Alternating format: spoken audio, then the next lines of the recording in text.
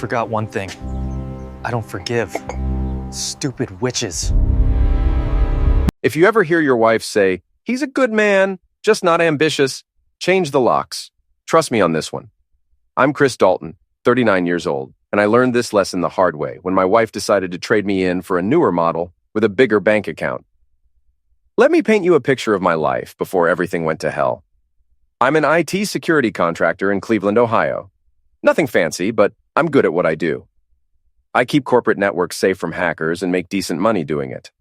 My wife Fiona, 36 and climbing the corporate ladder like her A was on fire, worked for Meridian Financial Group downtown. She'd been there 5 years, starting as a junior analyst and working her way up to senior executive. The signs were there, looking back. The late nights that became later nights. The networking events that happened 3 times a week. The way she'd shower immediately when she got home like she was washing off evidence. The new clothes, the expensive perfume, the way she'd check her phone and smile at messages she'd never share with me. But the real kicker came on a Tuesday evening in September. I was fixing dinner when I heard voices from our backyard. Fiona was hosting her monthly book club, though I suspected they spent more time gossiping than discussing literature. I was carrying a pitcher of iced tea outside when I heard Tasha Morrison's voice drift through the screen door. "So when's Fee finally going to dump Chris for her work husband?" Tasha was saying, her voice dripping with that particular brand of malicious excitement that comes with sharing juicy gossip. Kim Patterson, recently divorced and apparently eager to see everyone else join her misery club, laughed. "Girl, if I had Bryce Caraway sniffing around me, I wouldn't waste another minute with a guy who still shops at Walmart." I froze in the doorway, pitcher in hand, ice cubes clinking softly. "Bryce is loaded," Tasha continued. "Old money, connections, that house in Shaker Heights. And he's crazy about Fee. Did you see the way he looked at her at the company retreat?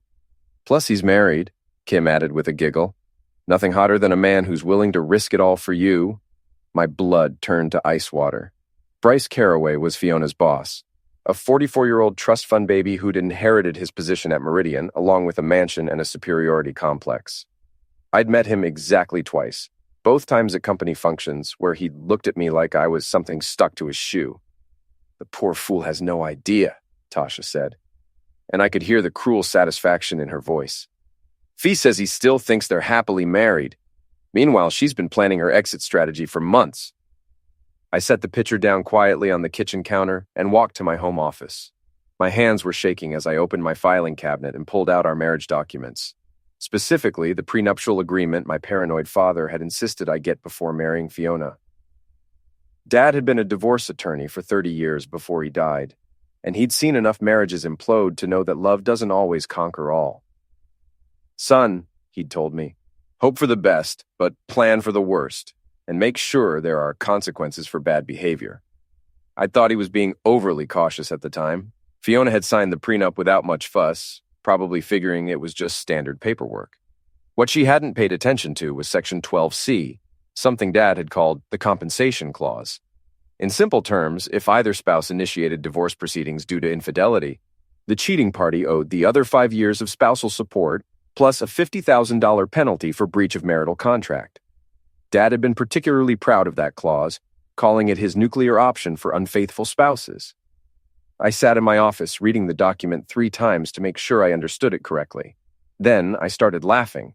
Not happy laughter, but the kind of bitter, ironic laughter that comes when you realize the universe has a twisted sense of humor. My phone buzzed with a text message. "Fiona, book club running late, don't wait up." I texted back, "No problem, take your time." The next morning, Fiona left for work early, claiming she had an important presentation. I waited until her car disappeared around the corner, then called my brother Dave. He's a Cleveland police detective, ex-military like me, and the only person I trusted completely. "Dave, I need a favor," I said when he answered. "What's up, little brother?" "I need you to run a background check on someone. Bryce Caraway works at Meridian Financial." There was a pause. "This about Fee?" "Maybe. Can you do it quietly?" "Give me a few hours." While I waited, I did some digging of my own. Fiona had left her work tablet at home, and her password was embarrassingly easy to crack. Within minutes, I was scrolling through months of text messages between her and Bryce. The messages started professionally enough, but by June, they'd turned personal. By July, they were discussing hotel rooms and weekend getaways. By August, they were planning my demise. You need to dump him soon, one message from Bryce read. My divorce attorney says the longer we wait, the messier this gets. Fiona's response made my stomach turn. I know, baby. I just need to find the right moment, maybe after his birthday. I don't want to seem completely heartless. My birthday had been 3 weeks ago. Apparently, I'd bought myself a little extra time with my wife's guilty conscience. The most recent message was from yesterday. You're dumping him this weekend, right? I've already put a deposit down on that condo we looked at. We can start our real life together. Fiona had responded with a heart emoji. Dave called back around noon. Your boy Bryce is a piece of work, he said. 2 DUIs, both sealed because daddy's got connections. 3 sexual maltreatment complaints at work, all settled out of court.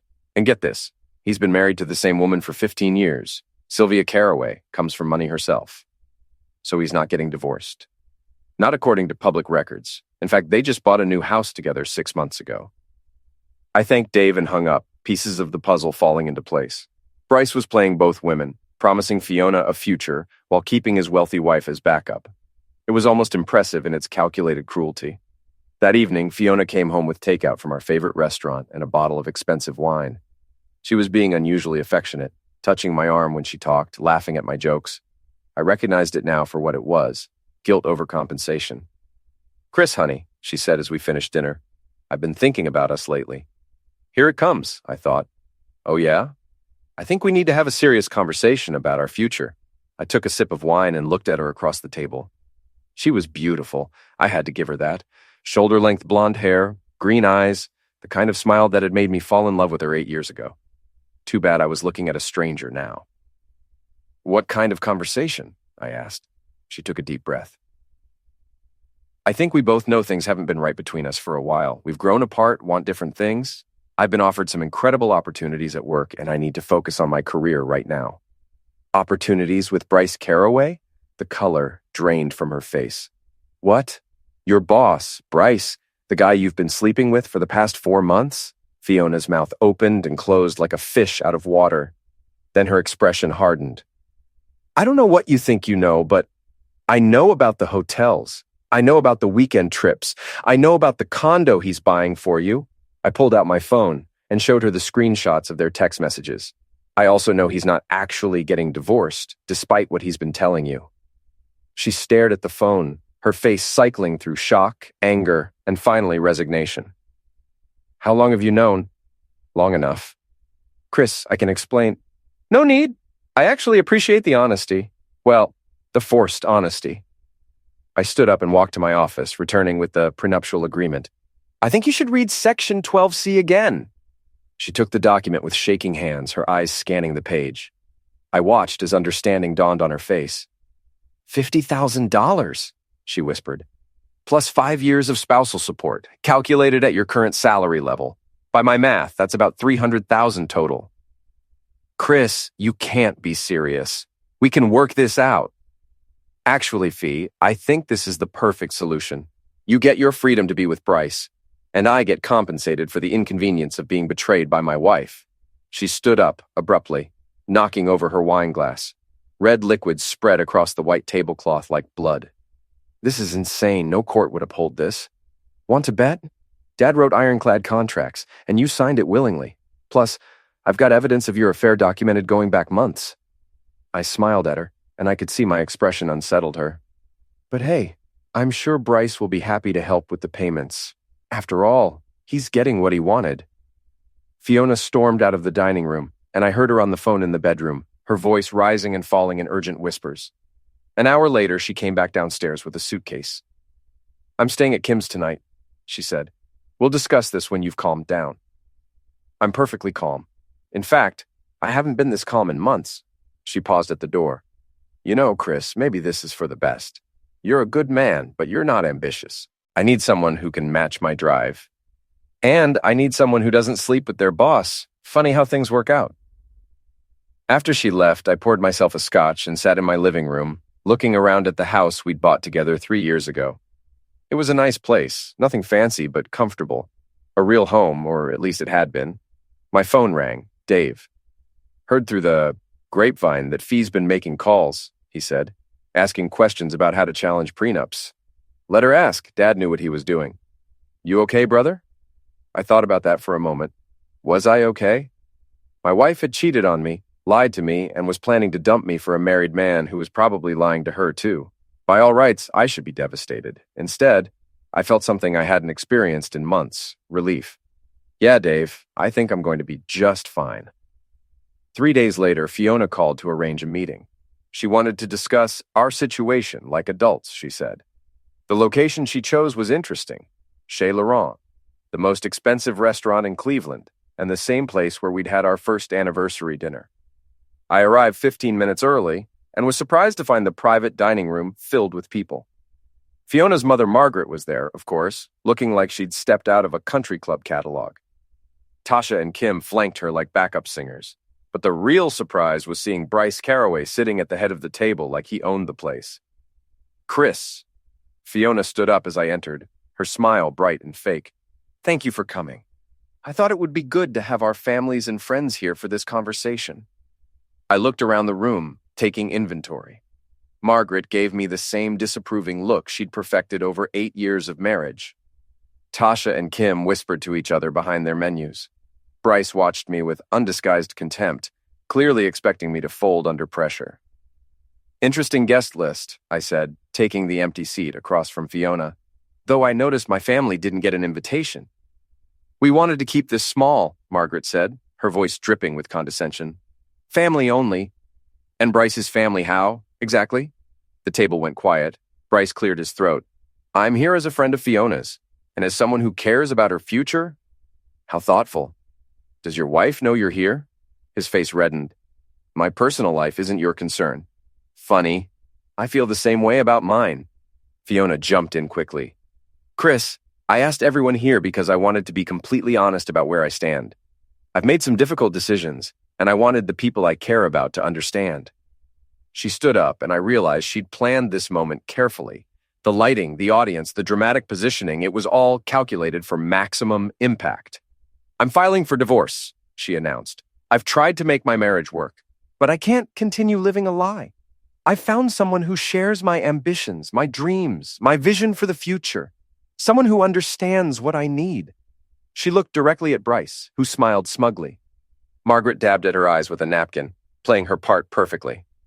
Tasha actually pulled out her phone and started recording. I know this is difficult, Fiona continued, but I hope Chris will be mature about this and make the process as smooth as possible for everyone involved. The room fell silent, all eyes on me. They were expecting tears, anger, desperate pleading. Instead, I started laughing. That's it, I said, still chuckling. That's your big announcement. Fee, honey, you could have just texted me. Fiona's confident expression wavered. Chris, this is serious.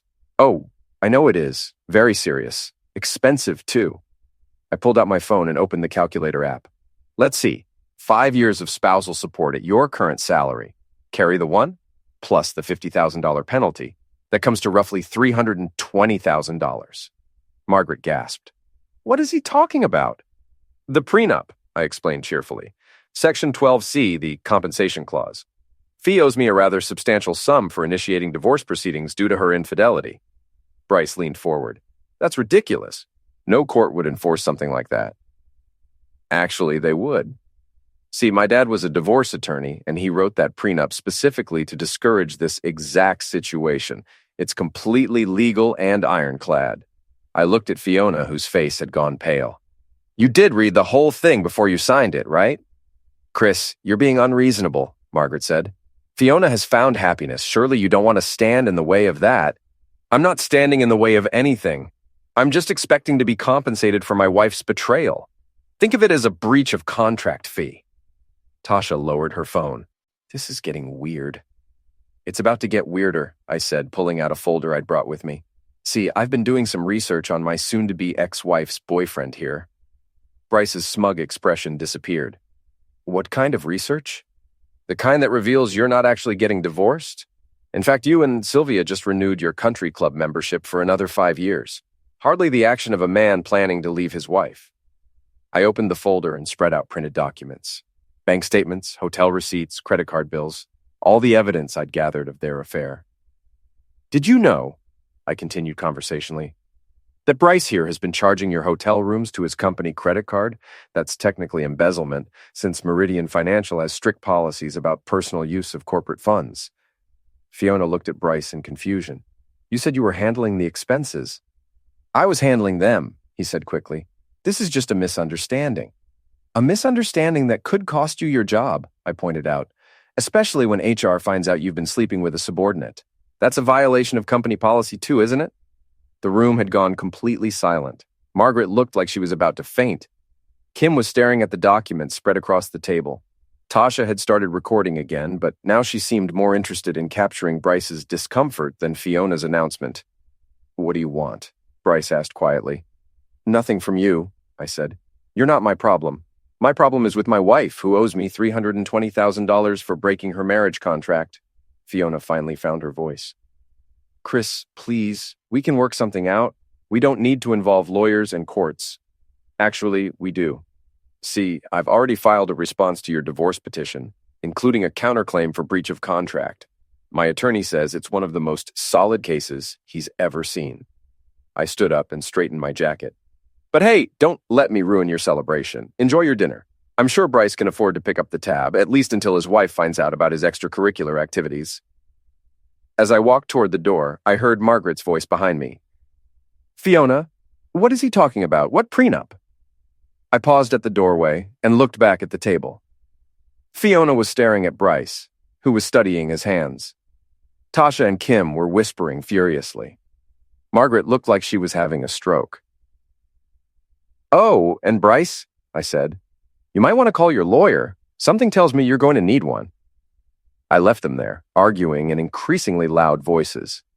As I walked through the restaurant's main dining room, I could hear Fiona's voice rising above the others. You said you were getting divorced. The valet brought my car around and I tipped him $20. It felt good to be generous. After all, I was about to come into a substantial sum of money. My phone started ringing before I'd even left the parking lot. First Fiona, then Margaret, then Kim. I let them all go to voicemail. Whatever they had to say, they could say it to my lawyer. Dave called as I was pulling into my driveway. How'd it go? Better than expected. They thought they were ambushing me, but it turns out I was the one with the heavy artillery. Need me to swing by? Make sure there's no trouble? Nah, I'm good. Though you might want to keep an ear out for domestic disturbance calls from Chez Laurent. Things were getting pretty heated when I left. I hung up and went inside, pouring myself a scotch and settling into my favorite chair. The house felt different now, not empty, but peaceful, like a weight had been lifted. My phone buzzed with a text from Fiona. We need to talk. This doesn't have to be ugly. I texted back. You're right. It doesn't have to be ugly. It's going to be expensive, though. She didn't respond, but 20 minutes later, I heard a car pull into my driveway. Through the window, I watched Fiona get out of her BMW, followed by Bryce. They stood on my front porch for a full minute before Fiona finally rang the doorbell. I opened the door and leaned against the frame. Back so soon? How was dinner? Chris, we need to talk, Fiona said. Can we come in? We? Bryce stepped forward. Look, I think there's been a misunderstanding. We're all adults here. Surely we can work something out. I looked at him for a long moment. You know what, Bryce? You're absolutely right. We are all adults. That's why I'm expecting my wife to honor the contract she signed like an adult. The prenup is unconscionable, he said. No reasonable person would agree to those terms. Fiona did, 8 years ago, in front of witnesses, with her own attorney present. I smiled at him. But I appreciate your concern for my wife's financial well-being. Very generous of you, considering you're married to someone else. Fiona grabbed Bryce's arm. Let me handle this. She looked at me with what I'm sure she thought was her most persuasive expression. Chris, I know you're hurt. I know I handled this badly. But demanding $300,000? That's not the man I married. You're right, I said. The man you married was naive enough to trust you. This is the man you created when you decided to sleep with your boss. I never meant for it to happen this way. But it did happen this way, and now there are consequences. I stepped back and started to close the door. You should probably call your lawyer. I have a feeling you're going to need one. As I shut the door, I heard Bryce say, This is extortion. Through the window, I watched them argue on my front porch for another 5 minutes before finally leaving. Bryce's BMW disappeared into the night. carrying my cheating wife toward an uncertain future. I finished my scotch and went to bed, sleeping better than I had in months. The next morning brought the first salvo in what would become an all-out war. I woke up to 17 missed calls and 43 text messages, most from numbers I didn't recognize. Apparently, word of last night's dinner theater had spread through Fiona's social circle like wildfire. The messages ranged from supportive, "You go, Chris," to hostile, "You're a monster for doing this to Fee." But the most interesting one came from an unknown number at 3:47 a.m. "Drop the lawsuit or you'll regret it." I forwarded the message to Dave, then made coffee and checked my email. My inbox was flooded with messages from friends, co-workers, and people I barely knew. Fiona had clearly launched a social media campaign, painting herself as the sufferer of a vindictive ex-husband. Her Facebook post, which had already garnered 200 likes and 50 comments, read, "Going through a difficult divorce. Please keep me in your thoughts as I navigate this challenging time. Some people show their true colors when things get tough. #stay strong. #new beginnings." The comments were a mix of support for Fiona and questions about what had really happened. Several people had shared the post, spreading her version of events throughout our mutual social network. I was composing my own response when my doorbell rang.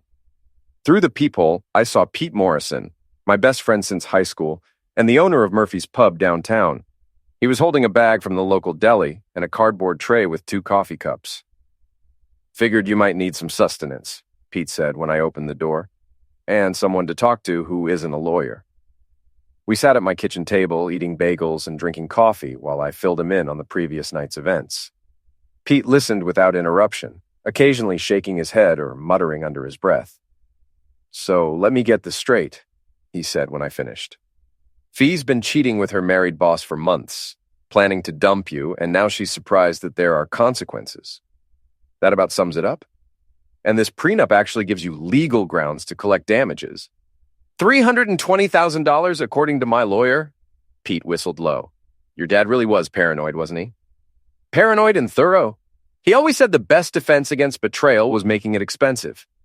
My phone rang. The caller ID showed my attorney's office. "Chris, it's Robert Kellerman. We need to talk.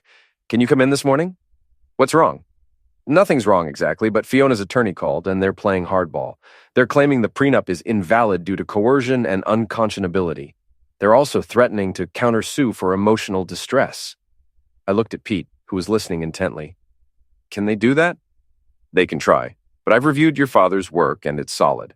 The prenup was properly executed, you both had independent counsel, and the terms, while harsh, aren't legally unconscionable. Can you be here at 10? After I hung up, Pete refilled our coffee cups. "So what's your next move?" "Honestly, I'm not sure. Part of me wants to just let her go and move on with my life. But another part of me is pissed off enough to fight this to the bitter end. What does your gut tell you?" I thought about that for a moment. My gut tells me that if I let her walk away without consequences, she'll do this to the next guy too, and Bryce will keep using his position to prey on employees. "Then you fight. Even if it gets ugly?" Pete grinned. "Brother, it's already ugly. The question is whether you're going to let them make it ugly on their terms or yours." I was getting ready to leave for my lawyer's office when Dave called. "Got some interesting information about that threatening text you forwarded," he said. "The number traces back to a burner phone, but we pulled security footage from the cell tower it pinged. Guess who was in that area at 3:47 a.m.? Surprise me. Bryce Caraway's BMW. License plate matches the registration." I felt a cold anger settle in my chest. "So he's moved from infidelity to intimidation?" "Looks that way. I can't do anything official without more evidence, but I thought you should know. Thanks, Dave. I owe you one. You owe me about 50, but who's counting?" At Robert Kellerman's office, I learned that Fiona's legal team was more aggressive than I'd expected. They'd filed a motion to invalidate the prenup and were demanding immediate mediation. "They're also spreading rumors about your mental state," Robert said, sliding a document across his desk, "claiming you've become obsessed with revenge and are making threats." I read through the filing, my anger building with each paragraph. According to Fiona's version of events, I was a controlling husband who'd forced her to sign an unconscionable prenup and was now using it to financially misuse her. "This is complete fiction," I said. "I know, but it's what they're going with. They're painting you as the villain and her as the sufferer." Robert leaned back in his chair. The good news is that we have evidence of her infidelity going back months. The bad news is that public opinion matters in these cases, and they're winning the PR war. So what do? We fight fire with fire, document everything, gather more evidence, and prepare for a long battle. Are you sure you want to go down this road? It's going to get expensive and messy. I thought about Pete's words, about my gut instinct, about the threatening text message. I'm sure. Then let's get to work. I spent the rest of the day at Robert's office, going through financial records and planning our strategy. By the time I left, it was after 6 p.m., and I was exhausted. The first sign that things were escalating came when I pulled into my driveway. Someone had spray-painted "a-hole" across my garage door in bright red letters. I sat in my car for a moment, staring at the graffiti, feeling a mix of anger and disbelief. I was taking pictures of the damage when my neighbor, Mrs. Chen, came over from her yard. "I saw who did it," she said quietly. 2 young women, maybe late 20s. They had a camera with them, like they were filming it. "Did you recognize them?" "One of them looked familiar. I think she's been to your house before. Blonde hair, drives a white SUV. Kim Patterson." I should have known. I called Dave to report the vandalism, then spent an hour cleaning off the paint. It came off easier than I'd expected, which suggested they'd used washable spray paint. This was about humiliation, not permanent damage. My phone buzzed with a notification from Facebook. Someone had tagged me in a video. I opened the app and found a recording of Kim and Tasha spray painting my garage, with Kim providing commentary like she was hosting a reality show. "This is what happens when you try to financially misuse a woman," she was saying to the camera. "Chris Dalton thinks he can use his dead daddy's contract to steal money from his ex-wife, but we're not going to let that happen." The video had been posted 2 hours ago and already had over 100 views and dozens of comments. Most were supportive of Kim and Tasha, calling me everything from a greedy fool to a pathetic loser. I screenshotted the video and sent it to Robert. Evidence of criminal mischief, maltreatment, and defamation. If Fiona's team wanted to play dirty, I was happy to accommodate them. But as I sat in my living room that evening, looking at the clean garage door and scrolling through the increasingly hostile comments on social media, I realized this was just the beginning. Fiona and her allies were declaring war, and they weren't planning to fight fair. That was fine with me. I'd learned a few things about warfare during my time in the Marines, and the first rule was simple. When someone declares war on you, you win it.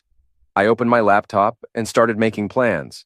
The next few days brought a steady escalation of hostilities.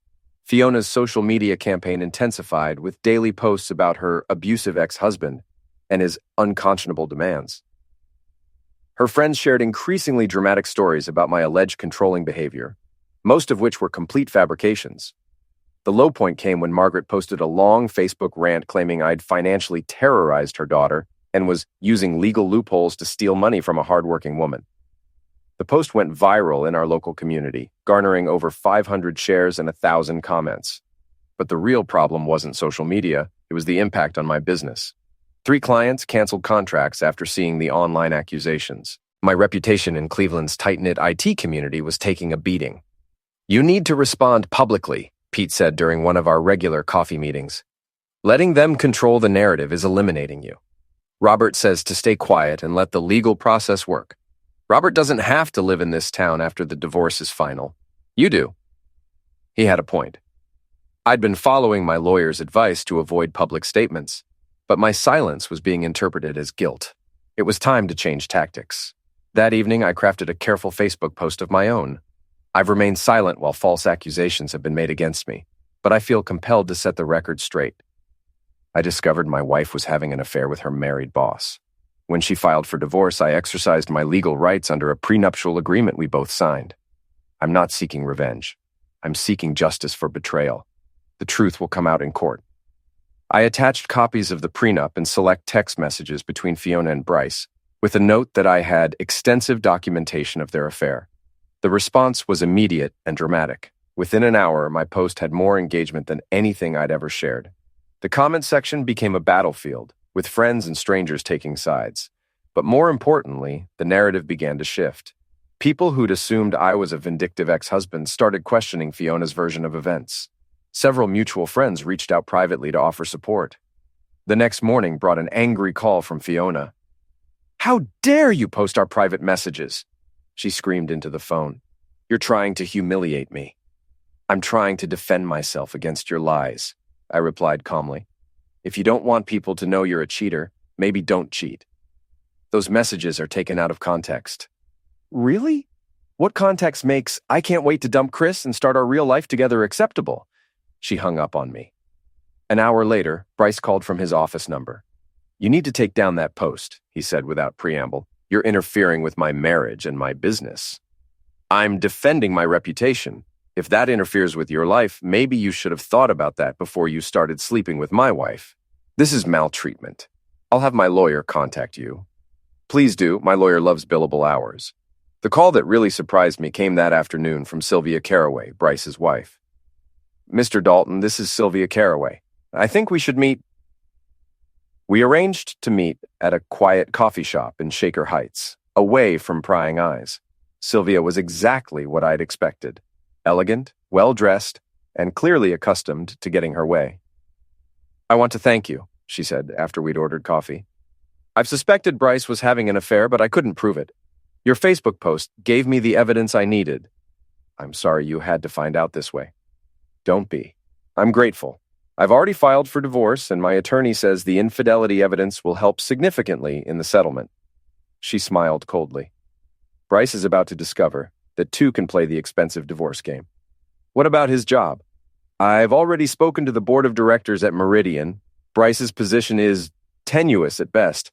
Using company funds for personal expenses, sleeping with subordinates, it's exactly the kind of scandal they want to avoid.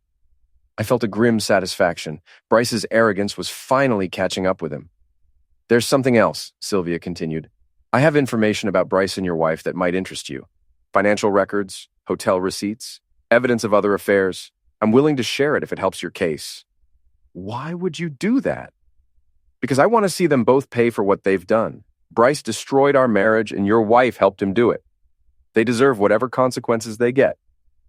We exchanged contact information, and I left the coffee shop feeling like I'd gained a powerful ally.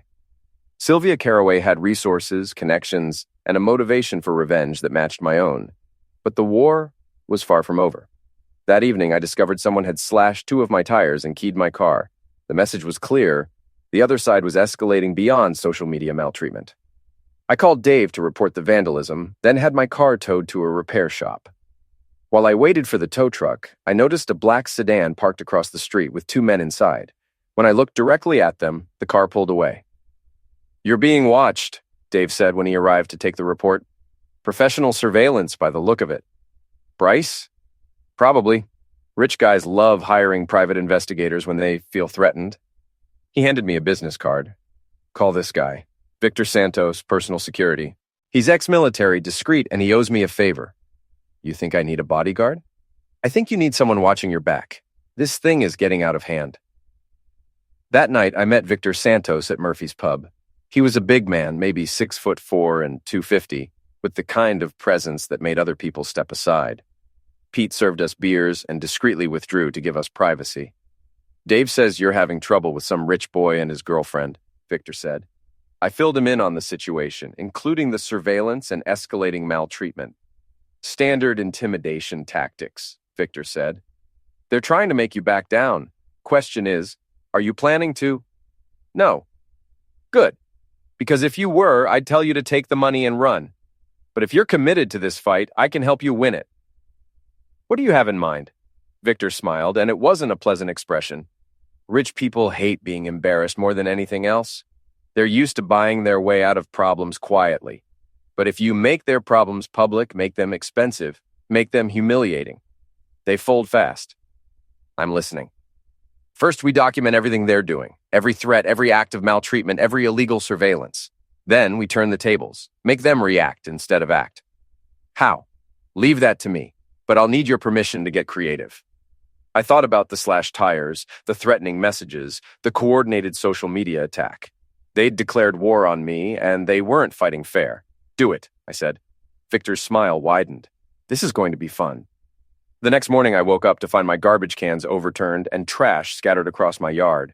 But when I went outside to clean up the mess, I discovered Victor had already been there. He'd collected every piece of trash and arranged it in neat piles, with photographs documenting the vandalism. Security cameras go live today, he said, appearing from behind my garage. Motion sensors, night vision, the works. Anyone comes near your property will know about it. What about the surveillance team? Taken care of. Amazing how uncomfortable private investigators get when someone starts following them. Over the next few days, the maltreatment attempts continued but became increasingly ineffective. Every act of vandalism was documented. Every threatening message was traced. Every attempt at intimidation was countered. More importantly, Victor began his own campaign of psychological warfare. Bryce started receiving packages at his office, legal documents about infidelity laws, pamphlets about sexual maltreatment, flowers with condolence cards expressing sympathy for his failing marriage. Fiona's maltreatment campaign faltered as her allies began to worry about legal consequences. Kim and Tasha stopped posting videos after receiving cease and desist letters. Margaret's Facebook rants became less frequent after Victor arranged for protesters to picket her country club with signs reading, "Home Wrecker Supporter." The turning point came 2 weeks later. I was having dinner at Murphy's Pub when Pete came over with a grim expression. "You need to see this," he said, handing me his phone.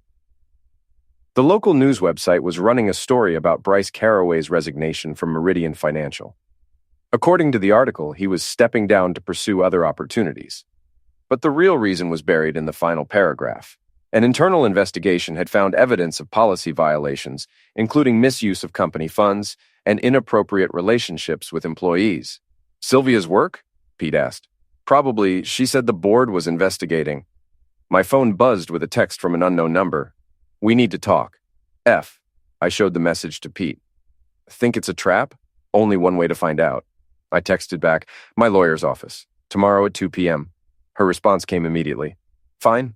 The war was about to enter its final phase. Fiona arrived at Robert Kellerman's office looking nothing like the confident woman who'd announced her divorce plans at Chez Laurent 3 weeks earlier. Her designer clothes couldn't hide the stress lines around her eyes, or the way her hands shook when she reached for her coffee cup. She was accompanied by a new lawyer, a sharp-faced woman named Patricia Vance, who had a reputation for aggressive tactics and expensive fees. Bryce was notably absent. "My client is prepared to discuss a settlement," Patricia began without preamble.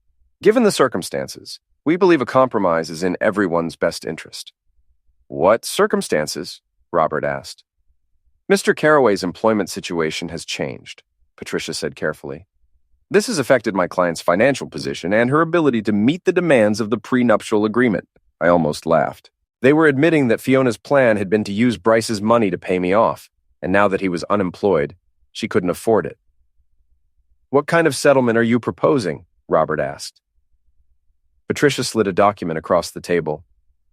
$50,000 paid over 2 years in exchange for Mr. Dalton waiving all claims under the prenuptial agreement. I looked at the proposal, then at Fiona. She was staring at her hands, unable to meet my eyes. "Counteroffer," I said. "Full amount as specified in the prenup, paid according to the original terms." "That's impossible," Fiona said, speaking for the first time.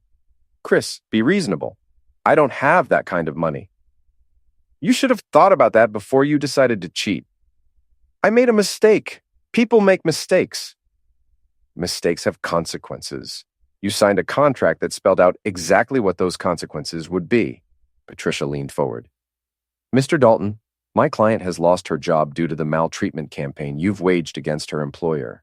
She's facing social ostracism, financial ruin, and emotional distress. Continuing to pursue this claim would be vindictive." "Your client lost her job because she was sleeping with her married boss and helping him embezzle company funds," Robert replied smoothly. "And the only maltreatment I'm aware of has been directed at my client.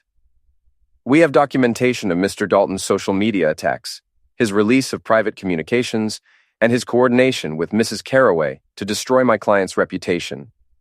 We have documentation of infidelity, conspiracy, vandalism, and intimidation," Robert countered. "Would you like to compare evidence?" The meeting went downhill from there. Patricia made increasingly desperate offers while Robert calmly rejected each one. Fiona sat in silence, looking like she wanted to disappear. Finally, Patricia gathered her papers. "We'll see you in court, Mr. Kellerman. My client will not be extorted." "Looking forward to it," Robert replied. After they left, Robert turned to me. "They're broke. Bryce probably promised to pay your settlement, but now that he's unemployed and facing his own expensive divorce, he can't help her. So what happens now?" "Now we go to court and get a judgment. Then we start seizing assets, her car, her jewelry, her share of any property. It won't be the full amount immediately, but we'll get it eventually. I left the law office feeling strangely empty. I'd won, but it felt more like survival than victory. Fiona's life was falling apart, but I took no pleasure in her destruction. That evening, I was sitting on my back porch when Dave stopped by with a six-pack of beer. "Heard the meeting didn't go well," he said, settling into the chair next to mine. "Depends on your perspective. From a legal standpoint, it went perfectly. And from a human standpoint?" I thought about that for a moment. "I used to love her, Dave. 8 years of marriage, and I really thought we'd grow old together. Seeing her like this, it's not satisfying, it's just sad." "You having second thoughts? About the divorce? No? About the money? Maybe." Dave opened 2 beers and handed me one. "You know what Dad used to say about bullies? Our father had died when I was 25, but his lessons had stuck with both of us. That you can't let them win or they'll keep bullying people." Exactly. Fee and Bryce thought they could destroy your life without consequences. If you let them walk away, they'll do it to the next guy. Bryce is already finished. He lost his job, his wife, his reputation. And Fee? I didn't have an answer for that. The next morning brought news that changed everything. Victor called me at 7 a.m., his voice grim. "Turn on Channel 5 News," he said. I grabbed the remote and flipped to the local morning show. The lead story made my blood run cold. A Cleveland woman was found dead in her downtown apartment last night in what police are calling an apparent self-destruction, the anchor was saying. Kim Patterson, 34, was discovered by her landlord after neighbors reported a disturbance. Patterson had recently been involved in a high-profile divorce case that had generated significant social media attention. The story continued with details about Kim's involvement in my situation, the maltreatment campaign, and the legal troubles she'd been facing. It painted her as a sufferer of cyberbullying who'd been driven to desperation. I turned off the TV and sat in stunned silence. Kim was dead. Annoying, gossipy, vindictive Kim who'd spray-painted my garage and made videos mocking me on social media. She was gone, and according to the news, it was somehow my fault. My phone started ringing immediately. Reporters, friends, strangers who'd gotten my number somehow. I let them all go to voicemail. The doorbell rang around noon. Through the peephole, I saw Fiona standing on my porch alone, her face streaked with tears. I opened the door but didn't invite her in. "Did you see the news?" she asked. "Yeah. Kim's dead, Chris. She eliminated herself because of what you did to us. What I did? I defended myself against maltreatment and vandalism. Kim made her own choices. You destroyed her life. You had her arrested, sued her, made her a pariah in her own community. She committed crimes, Fee. I documented them and pressed charges. That's how the legal system works." Fiona stepped closer, her grief transforming into rage. "You could have been the bigger person. You could have walked away. But you had to have your revenge, didn't you? You had to make everyone pay. I didn't make anyone do anything. You chose to cheat. Kim chose to maltreat me. Bryce chose to embezzle company funds. I just refused to be a sufferer. And now Kim's dead. And that's tragic, but it's not my fault." Fiona stared at me for a long moment, her expression cycling through anger, grief, and something that might have been recognition. "I don't know who you are anymore," she said finally. "I'm the same person I always was. You just never bothered to really know me." She turned and walked away without another word. I watched her get into her car and drive off, probably for the last time. The media attention from Kim's end brought unwanted scrutiny to my case. Reporters camped outside my house, neighbors avoided me, and my remaining clients grew nervous about the association.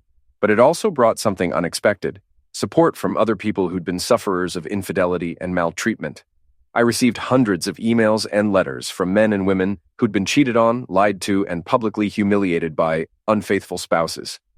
"Thank you for fighting back," one letter read. "My ex-husband destroyed our marriage and tried to destroy my reputation, but I was too scared to stand up to him. Seeing your courage gives me hope."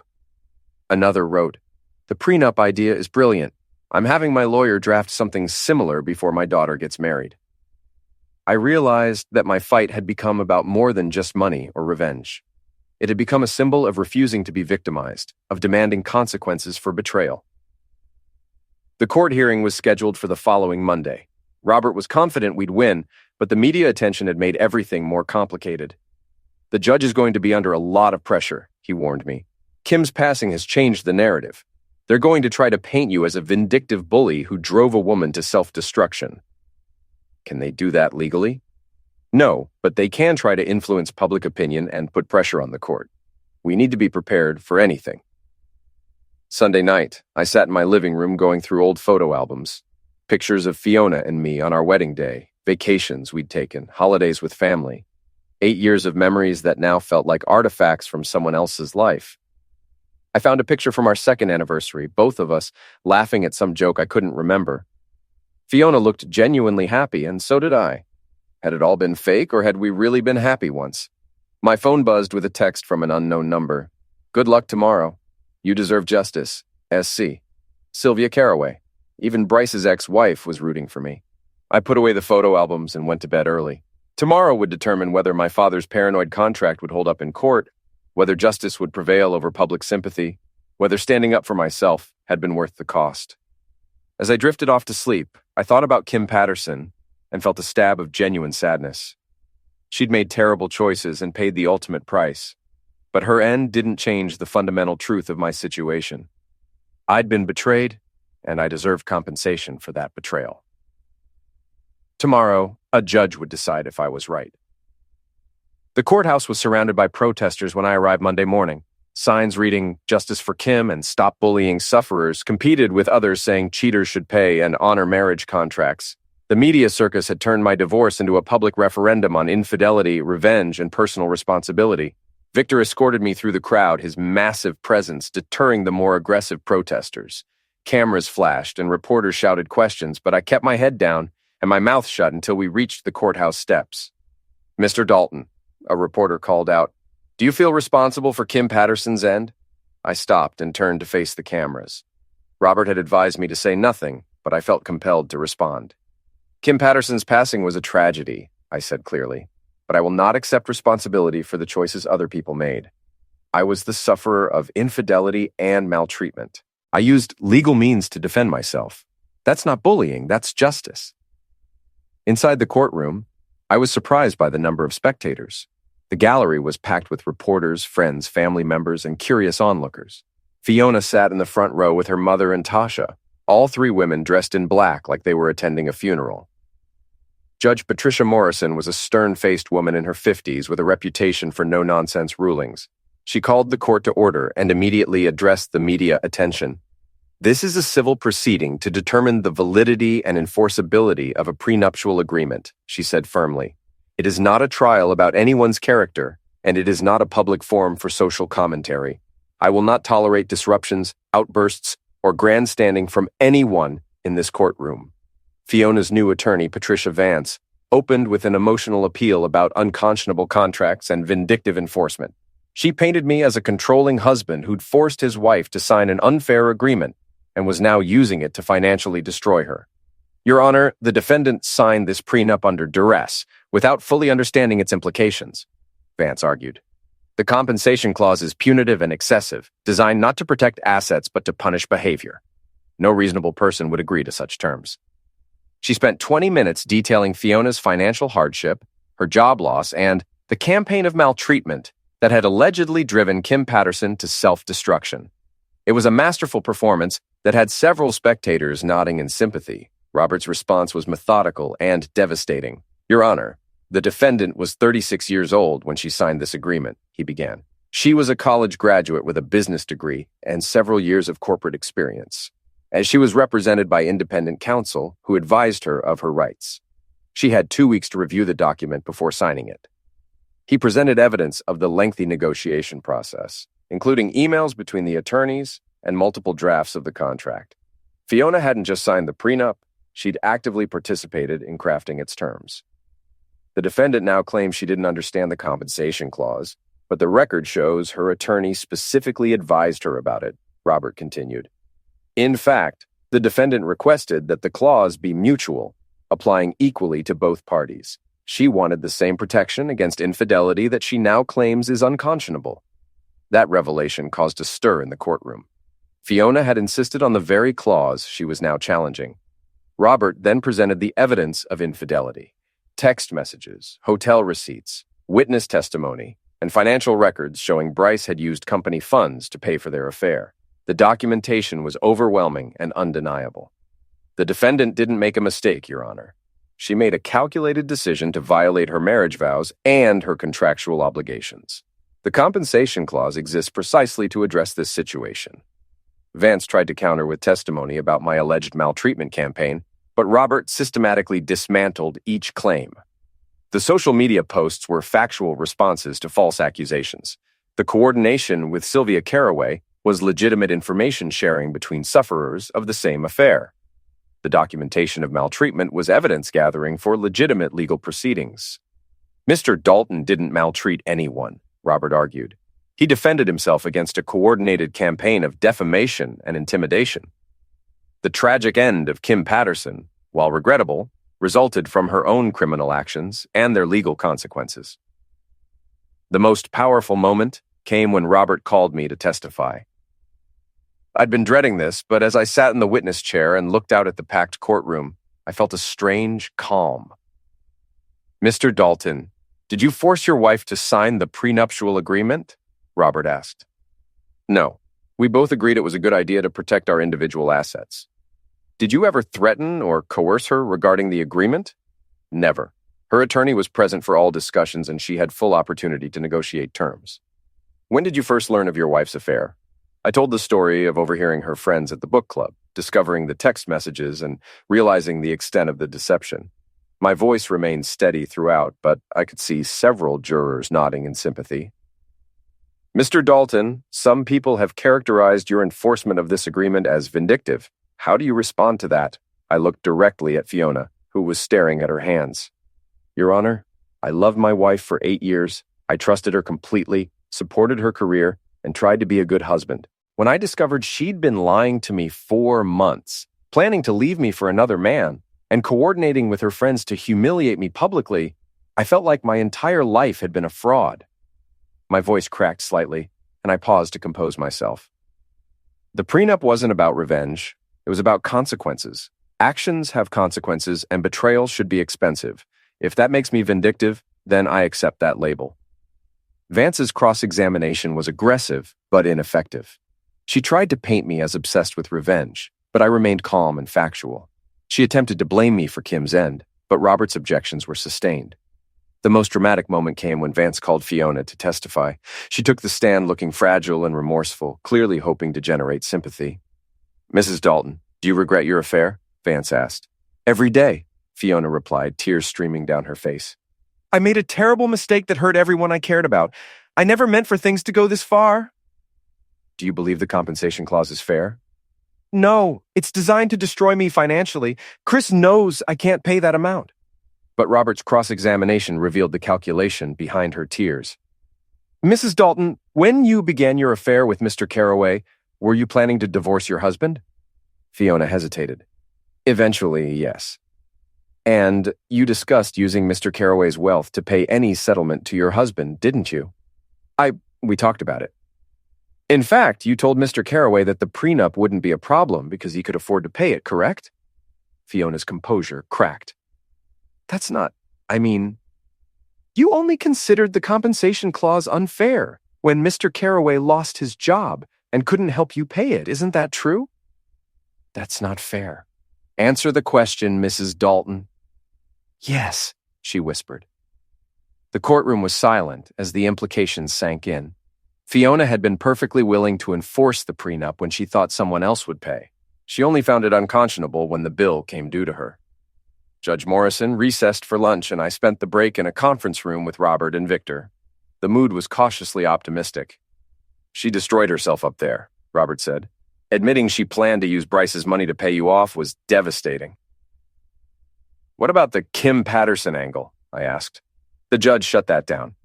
It's not relevant to the contract dispute, and Vance knows it. When court resumed, both sides presented brief closing arguments. Vance made one final emotional plea about excessive punishment and social responsibility. Robert stuck to the law and the facts. Judge Morrison retired to chambers for 2 hours. When she returned, the courtroom was packed to capacity. This case has generated significant public attention and emotion, she began. But my decision must be based on law, not sympathy or social pressure. She reviewed the elements of contract law, the standards for unconscionability, and the evidence of breach. The defendant argues that the compensation clause is unconscionable and unenforceable. However, the evidence shows that she was a sophisticated party with independent counsel who actively participated in negotiating this agreement. The terms, while substantial, are not so extreme as to shock the conscience of the court. My heart began to race. The defendant also argues that enforcement would be vindictive and excessive, but the purpose of this clause is clearly stated in the agreement itself: to provide compensation for the breach of marital obligations and to deter infidelity. The plaintiff has proven by clear and convincing evidence that the defendant committed infidelity over an extended period. Judge Morrison looked directly at Fiona.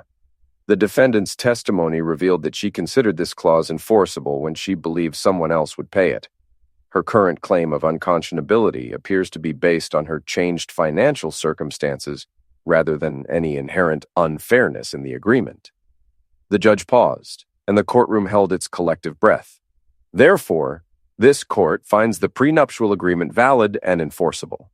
The defendant is ordered to pay the plaintiff compensation in the amount of $320,000 plus court costs and attorney fees, according to the terms specified in the agreement.